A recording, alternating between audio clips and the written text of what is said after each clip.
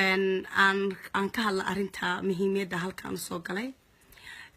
walaalayaal waxa jirtay arinta Aamino Dhool way dhaxaysa in lagu jiray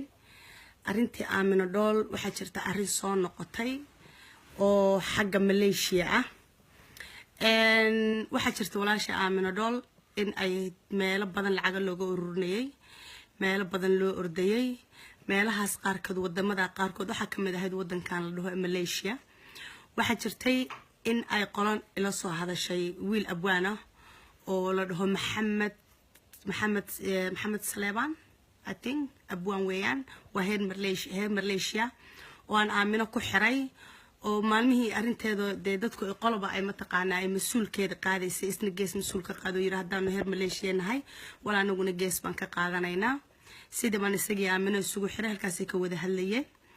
waxa jirtay gabar ay mas'uuliyad saarsadeen oo nimco Ibrahim Xasan la yiraahdo wixii lacag la dirayay lacag badan dadkii heer Malaysia lacagahay ururiyeen oo dhan gabadhii ururinayso oo haysay weeyaan marka muhiimada aan meesha ka hadlay waxay tahay lacagtii ilaa hadda Aamino gabadhii umay soo dirin waagi dadku lacagaha ay soo dirayeen lacag ugu horeysay la dirayo oo aan xitaan diraynay waxay ahayd dadkii ugu horeeyay iyadoo intay soo afxirtay dhahayay bari ama saa dambe saakuun tan ku xigta aan diraya dadkii dhahayay ahayd anigu marka hadda shalay maqlay inay lacagtii ilaa hadda ay maqan tahay oo wili aan lacagtii loo dirinin wallahi waan yaabay lacagtana sida aan igu soo gaartay waxa weeyaa la yiri waa $15,000 marka aniga maanta qofna ma dhaleecaynayo qofna ma dhahayo come on laakiin waxaan leeyahay please gabadhaas hadda maqlaysid Aamino Dhool khadka way soo galaysaa dadkii Malaysia lacagta ku ururisay gabadhaas abwaanintii wixii dadka u xil saarnaa arrimahaas dhan ee gabadhaas la ogaa lacagta inay ururinaysay waxay dhaheen waxaan soo galaynaa live ana ugu horeeya maanta nasteexo ahaan waxaan leeyahay walaashay waxaan ka codsanayaa kun iyo kow jeer bal lacagta haddaad haysid please gabadhaas xanuunsan lacagteedana u soo dirtid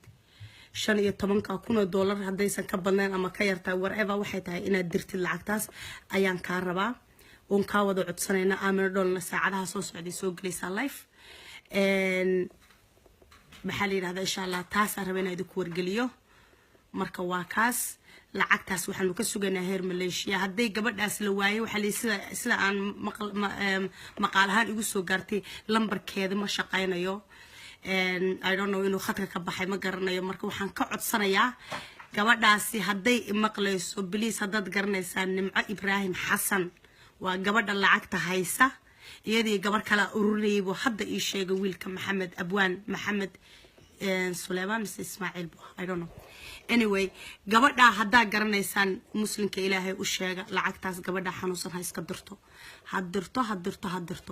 intaas ayaan ka codsanayaa waan mahadsantihiin dhamaantiin intaas baan rabay inaan idin sheego daweydinka abwaankaygi abwaan Maxamed Dagaafe aad baan ku salaamayaa maandeeq nuur garaashadna aad baan ku salaamayaa idmacaan yaa zange marka waa codsi waa la idin ka codsanayaa gabadha lacagtada la iska diro harga faagu dhacay ma garanayo